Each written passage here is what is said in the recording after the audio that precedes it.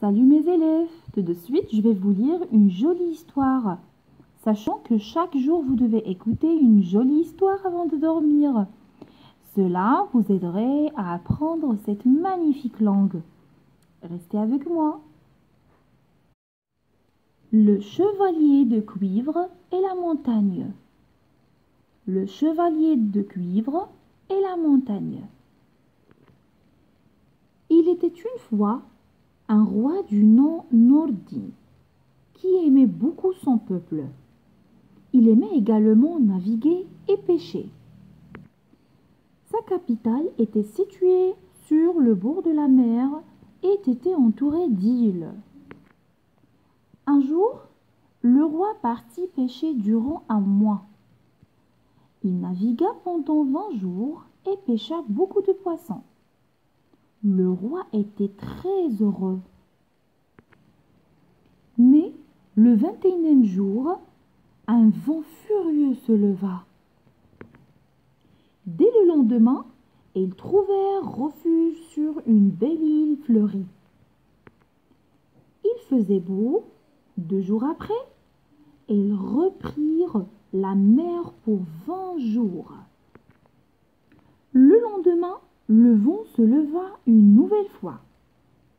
Le capitaine prit ses jumelles et fit grimper un matelot en haut du grand mât pour scruter la mer. Il regarda à droite et à gauche, puis il descendit en disant « J'ai vu un poisson à droite. Au milieu, j'ai vu quelque chose de noir et blanc qui avançait sur nous. » Le capitaine se mit soudain à pleurer. Le roi lui demanda « Que se passe-t-il » Le marin lui répondit « Nous avons perdu notre route, monsieur, quand le vent a soufflé, et il va nous pousser vers cette montagne. » Le roi a demandé « Mais comment peut-on être poussé vers elle ?»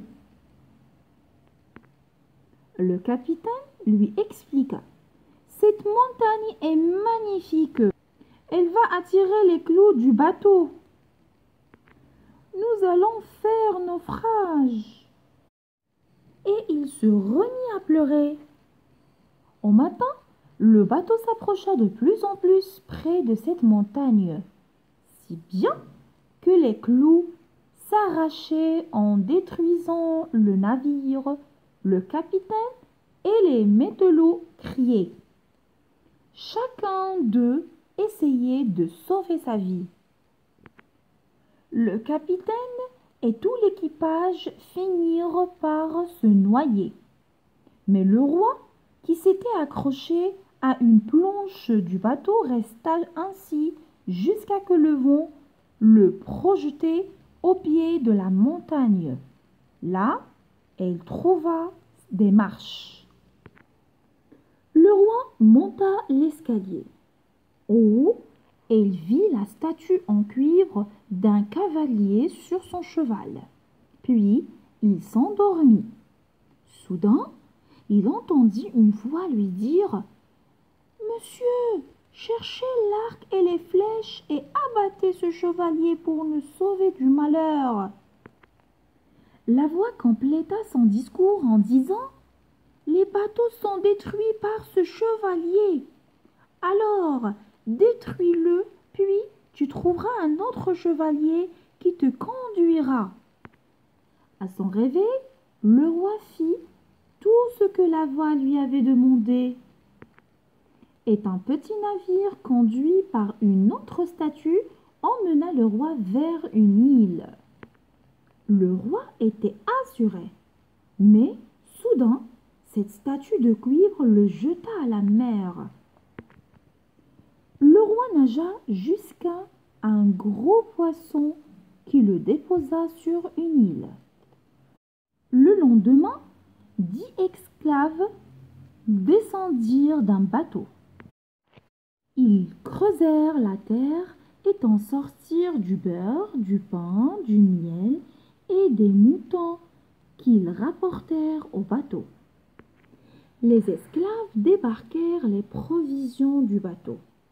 Un vieillard très riche, tenant un beau garçon, les accompagnait, puis ils disparurent. Le roi descendit de l'arbre où il s'était réfugié et se mit à leur recherche. Et il trouva une trappe dans le sol et descendit d'un grand escalier.